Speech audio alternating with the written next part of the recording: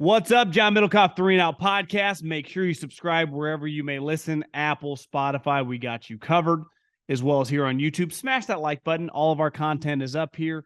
Share with your friends. Leave a comment, as well as download the Amazon AMP app. We got you covered there live and in charge every single day. A lot going on football-wise. Big breaking news out of Philadelphia. We'll dive into it all. But first, I had someone send me a DM that said, John, I'm a struggling college kid, but with your promo code, I got my girlfriend concert tickets, saved a little money, and I really appreciate it. And that is what warms my heart. And that is why my friends at Gametime are the official ticketing app of this podcast. Download the app right now. Gametime. Very easy. Go to your smartphone. Fastest growing ticket app in America. Comedy, concerts, basketball, NBA playoffs, full swing. NHL playoffs, starting. Baseball, 2.5-hour games. Go get yourself a beer. They're extending the beer lines now, I think, till the 8th inning. I got you covered. Gametime. Download the app. Promo code John. I'm saving you money. Don't even need a thank you. Just hammer that promo code. JOHN, John, when you use the Gametime ticketing app.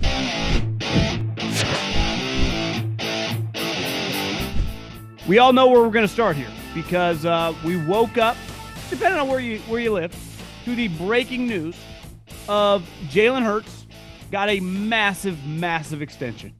And there are so many angles of this, and I want to start first and foremost with the individual, the player, because I think he is a fantastic example of it's not about where you start. Now, obviously, he started at Alabama, but remember, he had to transfer because he got benched for Tua Tagovailoa. There's not a soul in the football world who would take Tua over Jalen in 2023. Obviously, that includes the Miami Dolphins. But speaking of his NFL existence, he didn't go till, the second round of the draft. It's not like he was a top 10 quarterback. And let's face it, the majority of people, and I've talked to people around Alabama, the majority of evaluators, people inside Philadelphia's building, did never, not in a million years, think that he would be as good as he is. And that's where he gets credit. Because when you draft a player, right, it's on you, and we'll get into the Eagles angle of this, but a lot's on the guy. And when you look at Jalen, and now following his career for a couple years, on and off the field, he deserves, as the children would say, all of his flowers. Because his focus, his discipline, his drive, his willingness to do whatever it takes to improve is elite. His intangible stuff off the field is just fantastic. Go to the Kelsey's podcast. I actually ran into Travis Kelce at the golf course the other day. Fantastic guy.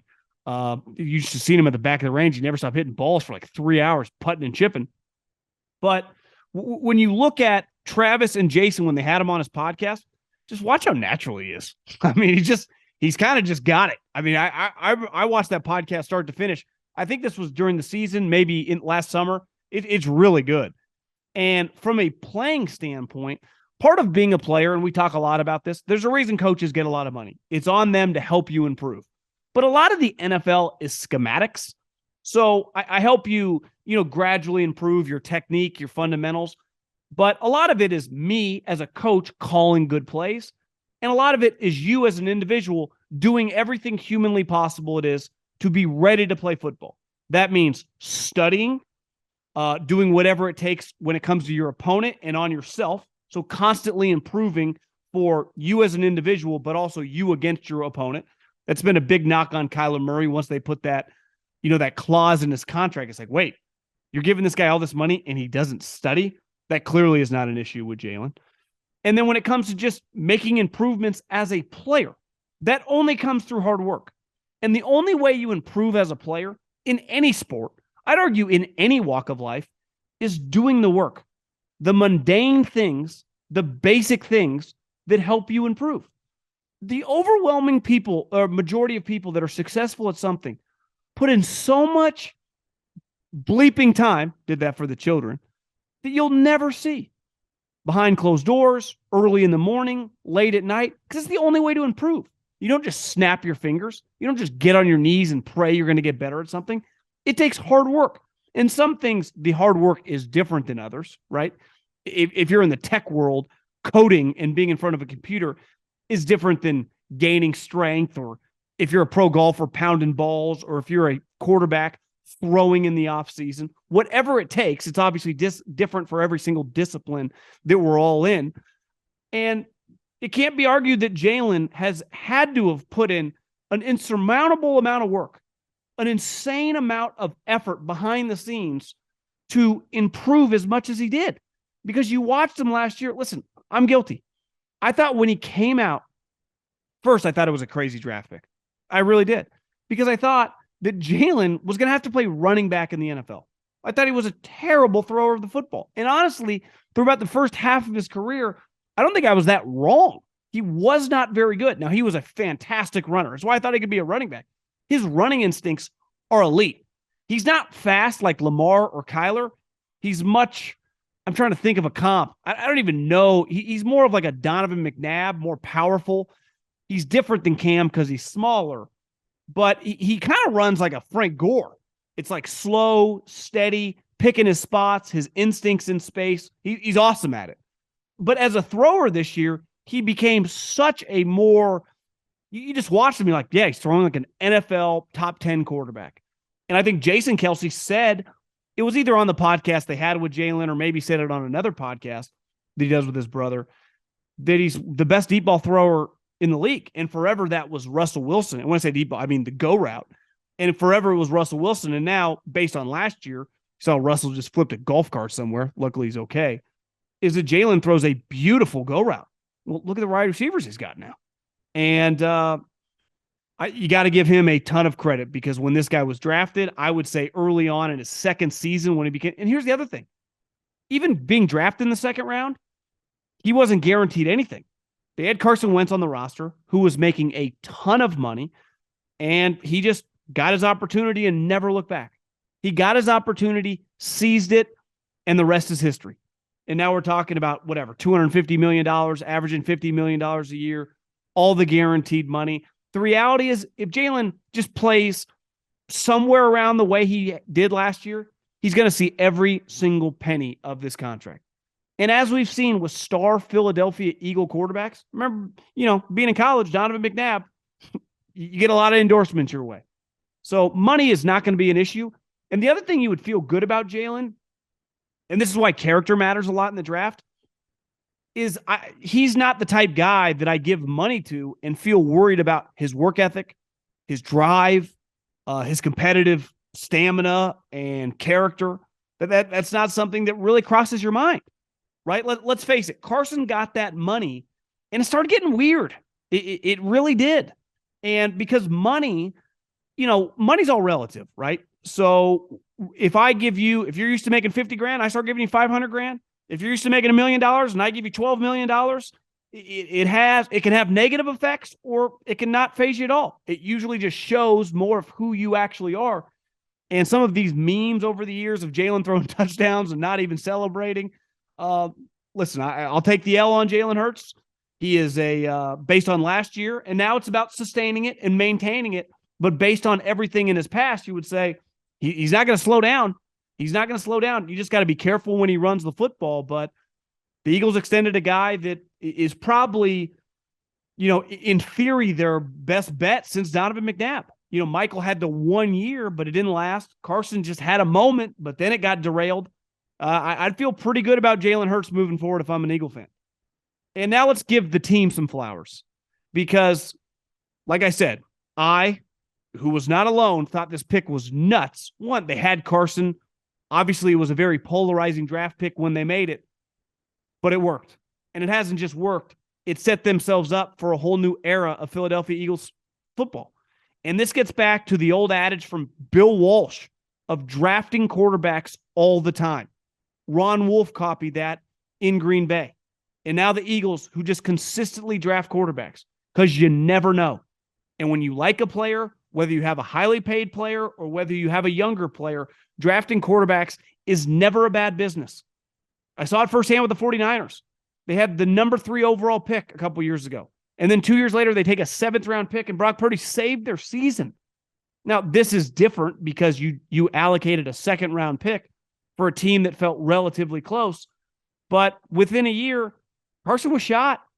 I mean, where we sit right now, like, think about this. Carson's out of the league. Now, I don't believe that his day of playing, like his time in the NFL is done, but it doesn't look great. Like, it's definitely not trending in the right direction. His days of being a starting quarterback are over. And the Eagles get a lot of credit for following a philosophy, and they've talked about it a lot, and I've seen it firsthand, of developing quarterbacks, allocating resources toward quarterbacks, paying a lot for backup quarterbacks, drafting quarterbacks even when you don't need them. Why? Because it usually pays off, and you can never have enough.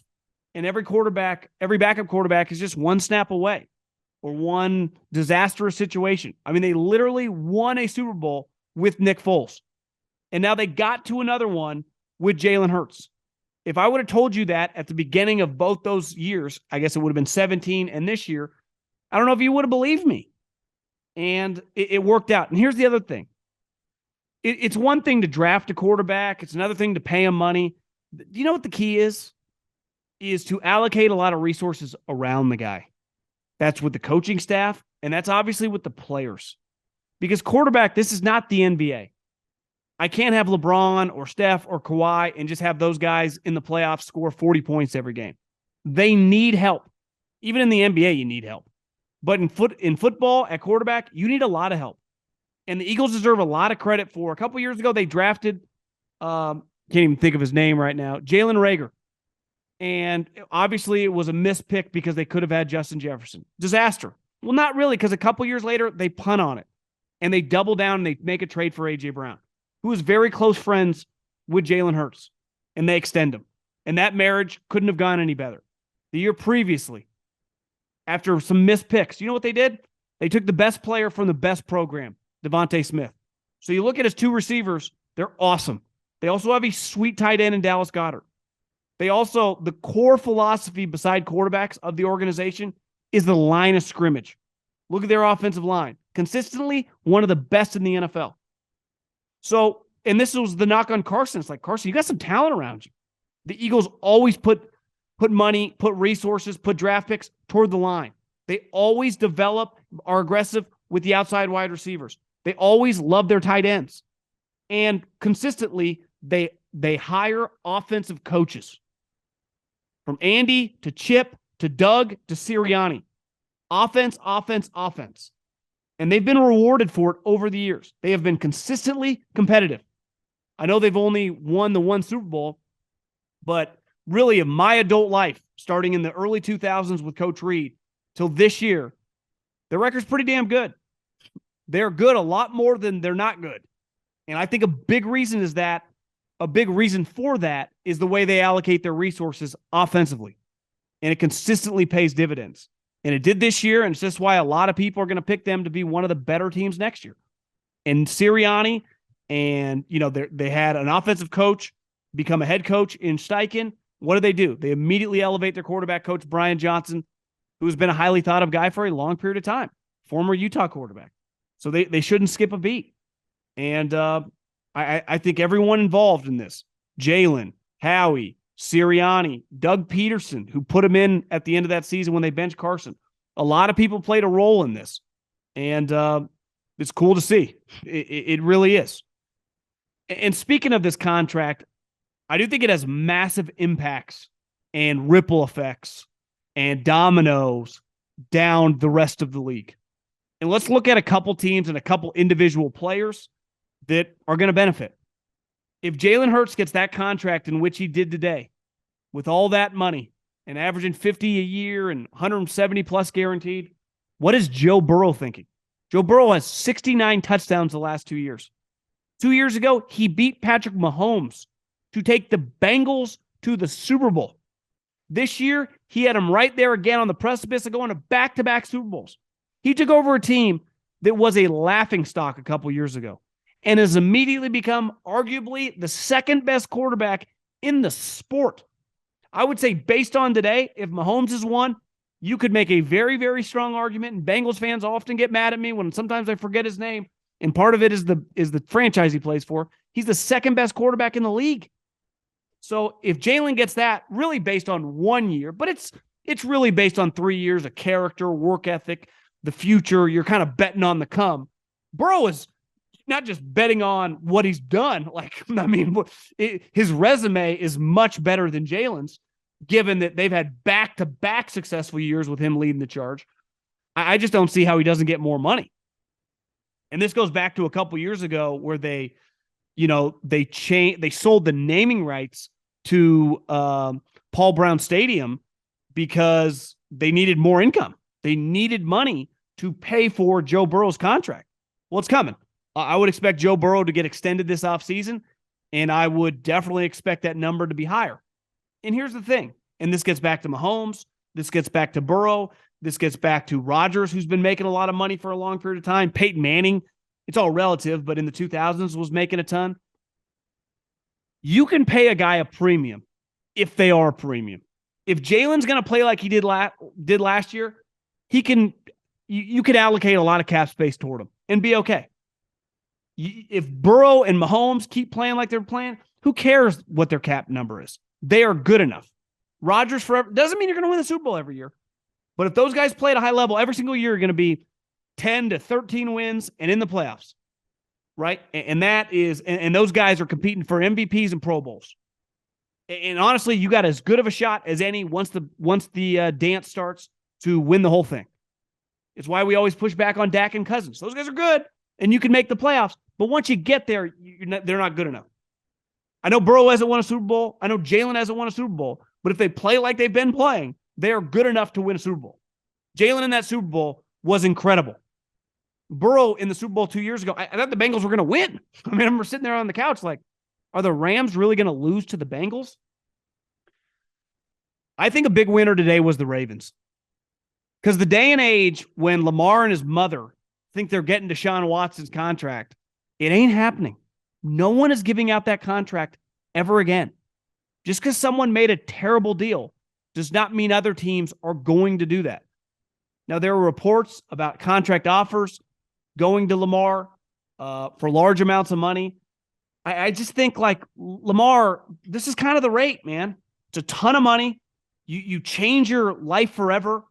It's one thing if you're, getting below market value offers and numbers that aren't remotely close to what they should be. Like, if the Ravens are putting out numbers like this Hurts and what Burrow's going to get, like, sign the contract, man. What are you doing? You're getting terrible advice. It's not smart. This isn't good business. Take the emotion out of it. Coward said it for years. It's wise words.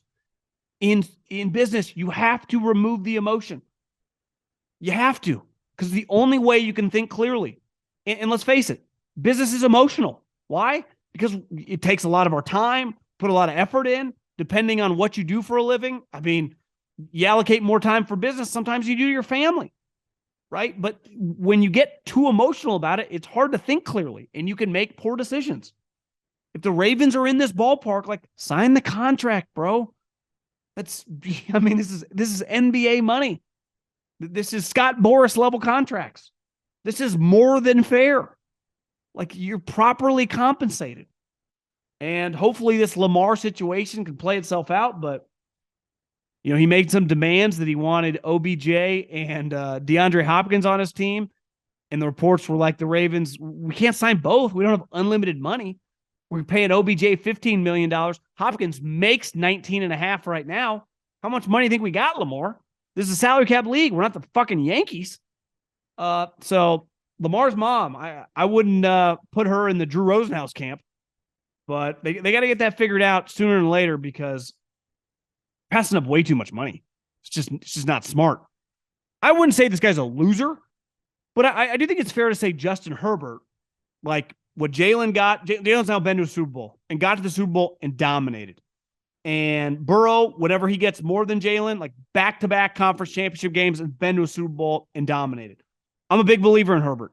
I think he's awesome, but he's probably not worth, based on his resume, as much as that, just because of the postseason. Now, again, all relative. If we're talking 170 guaranteed, like, I think it's fair if the Chargers offered him 155 guaranteed, 160. His number is still going to be massive. That year per average, which to me is always kind of stupid, because that's not really how you get paid. You get paid in signing bonuses and the cash flow of a contract. This is not the NBA or baseball where you get a 4 or 5 year contract and every year is like 38, 42, 43, and it's all that money on that given year. It's not the way it works because of the escrow accounts. It's clearly a little more complicated in the NFL, but you get the large sum of money over the period of time. And I think Justin Herbert is going to get an astronomical amount of money. Now, the only question is, we know Dean Spanos, especially us on the West Coast, loves that savings account. It'll be very, very difficult for him to cut an enormous signing bonus and put the extra in escrow. That's not, it's just, he cringes at that. Jeffrey Lurie, Howie Roseman, let's cut that check, baby. Let's cut that check. Let's pay our people. Because that's what they've been doing for a long time. They pay premiums for premiums. Chargers, it's like, they start arguing and it'll get kind of ugly. It's like, just pay Justin Herbert, man. Just pay Justin Herbert. Look at the Ravens. I'm giving the Ravens some credit. Like, they're trying. Lamar thinks he's getting, $250 million. Like, it ain't coming. But fascinating times in the NFL. Enormous amounts of money flowing. Never been a better time to be a really good player in the league. Obviously, quarterbacks are just getting, enormous direct deposits now and signing bonuses. But look at the other positions. Look how much money tackles are getting, pass rushers are getting, wide receivers are getting. Star running backs even get paid. I mean, this is a glorious, glorious time. This is the golden age of cash flow for the league. We talk a lot about owners making so much money, and it's true. The players have never made more. And they're in a direct rev share in this sport, right? I mean, they get, I don't have it in front of me. It's like 50-50 or 49-51 or whatever it is. And the money is flowing right to them, flowing to coaches. It's flowing to a lot of people. And obviously, if you're a really good quarterback, a lot of money flows toward you. A couple other things fire through. Bryce Young has officially canceled all his visits. All signs point the betting markets to him being the number 1 overall pick in the draft. Listen, you just watch him play for 2 years. It's not really debatable. One thing that's going to be impossible to argue, because we won't know until he has to play, is just his size. He's very small. Now, will that translate to him getting hurt? Only time will tell. But his play, he's going to be able to play. He played behind. It's like, well, how's he going to see? Well, he played at Alabama. Who do you think is playing guard and tackle for them? Little tiny people? Of course not. I mean, they got NFL guys playing at offensive line. So it's just going to be, can he stay healthy? That to me is my only question. Every box he checks: production, instincts, arm, mind, work ethic, character, resume. I mean, he's done it all. It's just, hell, he even played at Alabama with players that aren't as good as some previous eras. It's not like he was throwing to Jerry Jeudy and some of the stars they've had. Ruggs, who obviously is in a bad situation. I'm trying to think, who's the group? It was Ruggs, Devontae Smith, and Waddle. I mean, he's not playing with those guys at all.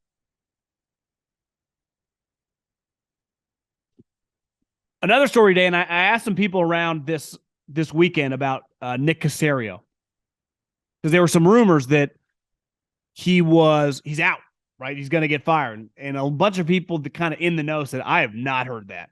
Not that that's not a rumor. They've seen the rumor, but they don't know if there's validity to that. Well, today Caserio did his pre-draft presser. Smart. The NFL makes every GM or head coach, participate. It just gets the news cycle going. Keeps slow times. Not as much going on, especially this week in the league. But Caserio basically had like Leonardo DiCaprio, as Florio wrote, like, I'm not leaving. He basically said it's embarrassing that he even had to address it. Spent multiple years building this thing up, and now they're kind of ready to move forward. And to me, there are two questions surrounding the Texans. We hit this up, I think, our last podcast or last week.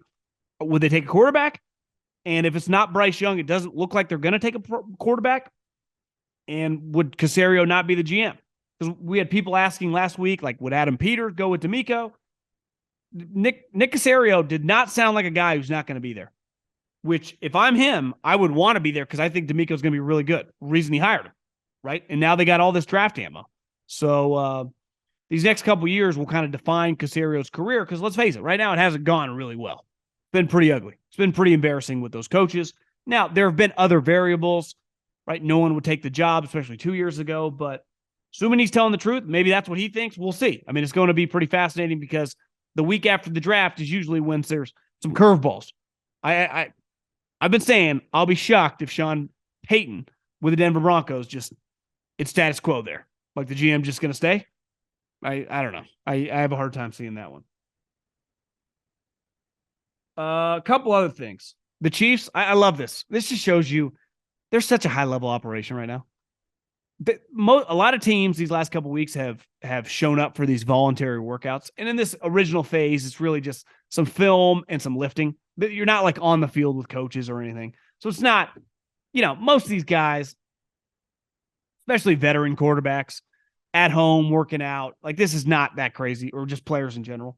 This is not the 70s and 80s when it's like, I drank beer all summer long and I just showed up to get in shape. Like those days are over. Get guys work out, stay in shape all year long.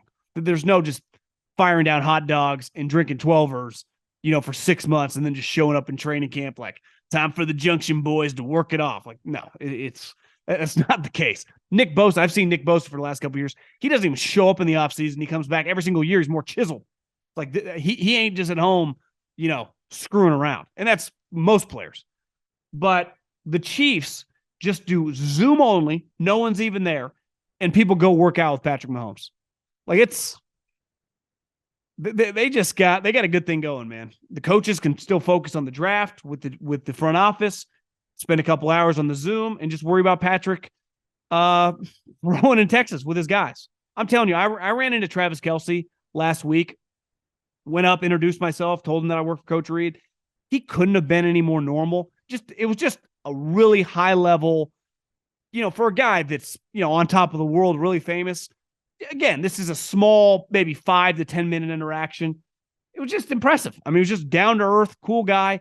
And then I watched him because I went and hit balls. He's got a buddy that's like, a fringe pro Corn Ferry guy. They went and hit golf balls on the back of the range because that's where the pros go.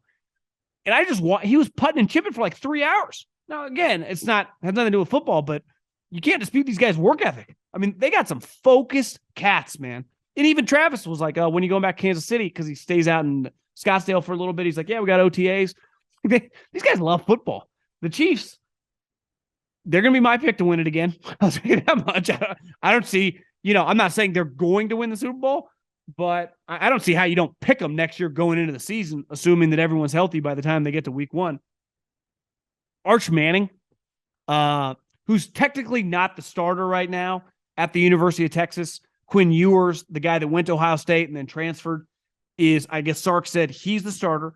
And obviously Arch is, high school guy, comes in early, made his spring football debut. So he's got 15 offseason practices in the spring game. He was like 5 of 13, whatever. I do think it is going to be one of the biggest stories in college football if the starter struggles at all. Arch Manning, Arch Manning, Arch Manning.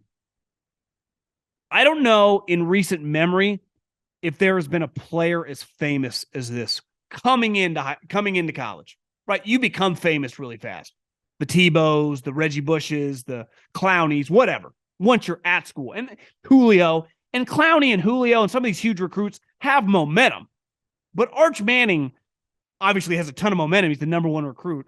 But I think he is like on a completely different level in terms of the way that we talk about quarterbacks, just because of Peyton and Eli. I mean, you can't turn on, if you're just flipping channels and you go by ESPN, and listen, I like these guys. I think they're pretty entertaining, really entertaining. It's just not quite the same with the Gruden quarterback camps. They're essentially doing that with Peyton and Eli, and even Arch Manning plays a role. I watched a couple. It's just not as good. Part of what made that kind of thing so special was Gruden was just kind of crazy. I mean, that was must-see TV. You didn't even need to know that much about the quarterback in college to just be entertained by that content.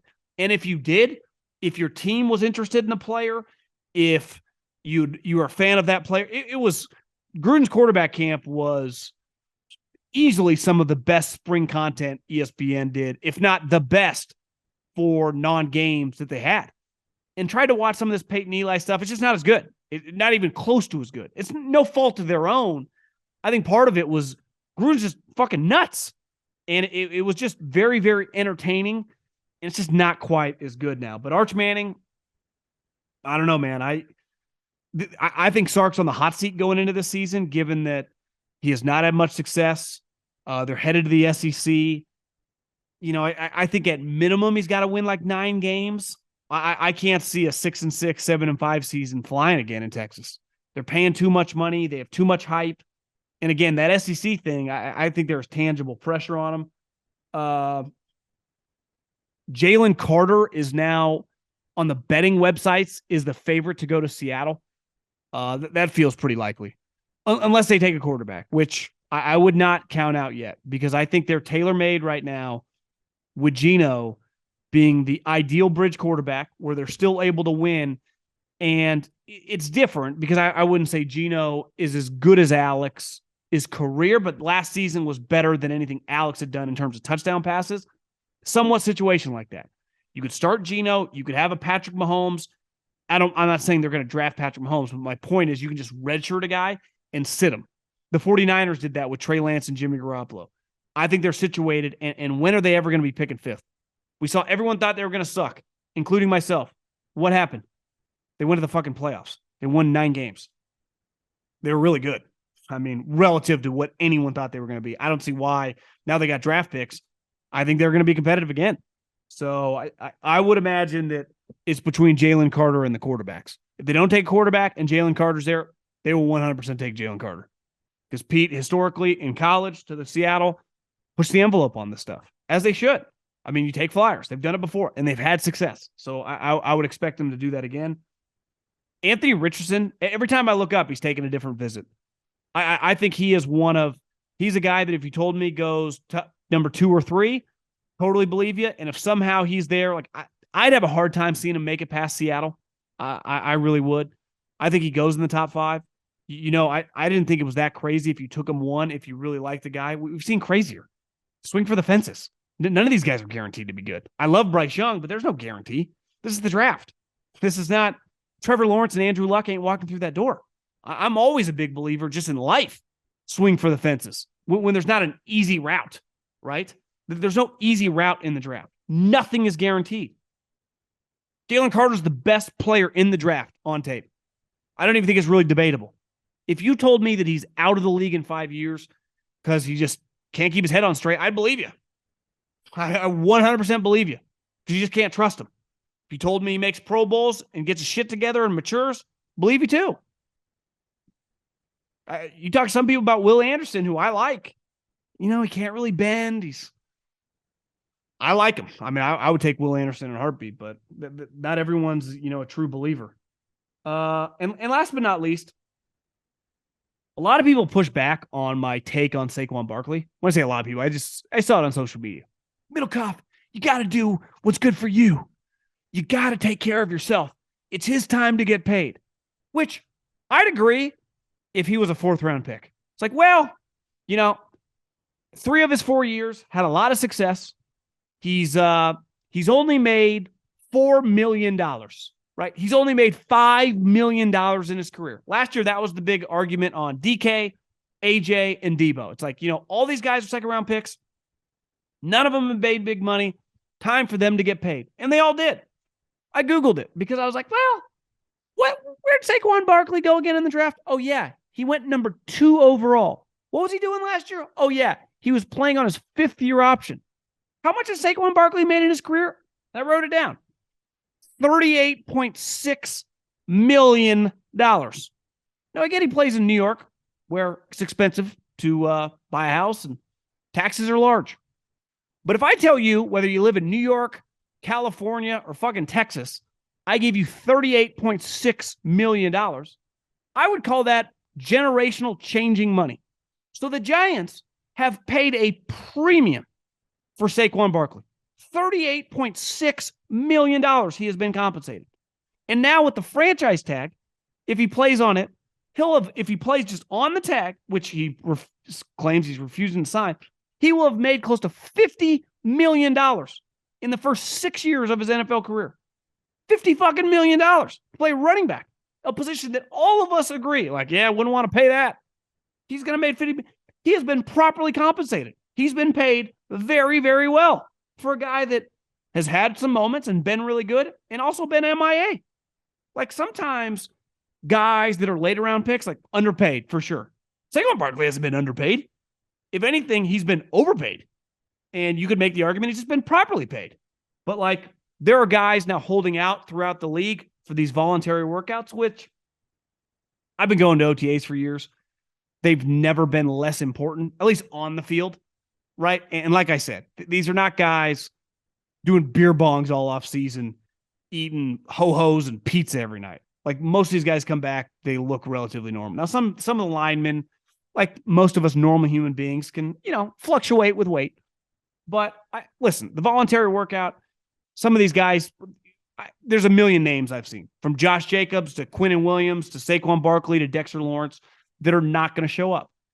And like, to me, all these guys, when it comes to involuntary, like you got to be there. Voluntary is your choice. Involuntary, mandatory is the way to say it. The mandatory OTAs. Are you going to show up? They all will, right? Deebo Samuel demanded a trade. I'm not showing up for anything. What did he do? Mandatory, he was there. Now, it was like a hold-in. He didn't actually do anything, but he was there. So all these guys, this is an easy one. The rubber meets the road come training camp. And the training camp now I wouldn't call it the irrelevancy, because I still think there's a level of, like, if I'm Saquon Barkley, you've paid me $38 million and you're prepared to pay me another $11 million. Like, I probably should show up to work, right? Quinnen Williams, that one's tough. He had a big breakout year last year. Pretty sure he was a pretty high pick too. Hasn't he made a lot of money? Like Dexter Lawrence, a little more complicated. I think 17th overall pick, right? Sees Daniel Jones get paid. In a vacuum, Dexter, he's a really, really good player. But what do you pay for a guy like that? I get it. That one probably has more validity than some, like Josh Jacobs. He helped carry the Raiders to the playoffs, obviously. He's a first-round pick, 24th overall pick, so it's not like he made Saquon money. That one gets a little complicated. But I don't view it, if you don't show up for some lifting and film sessions, that is that big a deal in terms of your ability to keep playing at a high level. I do think there's a level of respect for certain players that, like, is good business. And I think most teams agree that, like, when you're around, it's easier to get a deal done. We're around you every day. We can figure it out. Like, no one, for the most part, like the Ravens were never trying to screw Lamar Jackson. They offered him a lot of money. Now, when you have that mindset, and listen, I've done enough deals at this point in time in my life. When you go into a deal with a bad frame of mind, or you get to a point where you think you're getting taken advantage of, and I bet a lot of people listening to this sometimes, whatever you do for work, sometimes you're like, am I getting taken advantage of? It gets in your own head. You can start overthinking it. You start getting bitter, start getting pissed off. I understand those thoughts creeping into any player's head, any human's head. But sometimes that's where you got to take a deep breath, take a step back. Like, is this truly happening? Am I getting taken advantage of? Or are we both benefiting from this? Right? Or have they benefited at times and I benefited at times, and I've screwed them, they've screwed me, and it's relatively an even marriage here. Right? Where it gets out of whack is like, are they getting 80% of this deal and I'm only getting 20%? And I think the better and more quickly you can get to a resolution of like, no, this is actually pretty fair. It's easy to be, because it's very hard to operate. And money's all relative. Like, I can be paying you $50,000. If you think you're getting screwed, you're gonna be pissed off. I can pay you $50 million. You think you're getting screwed, you're gonna be pissed off. We're all humans. The wiring doesn't change. So when that's in your head, I get when it's in your head, you're mad. But are you correct for thinking that? And the faster you can realize, like, yeah, actually, if I'm Saquon, the Giants have taken pretty good care of me, paid me a lot of money, and they're prepared to pay me even more, right? Like, I'd say it's been pretty a fruitful relationship for all parties, right? For everyone, under this contract, myself and them.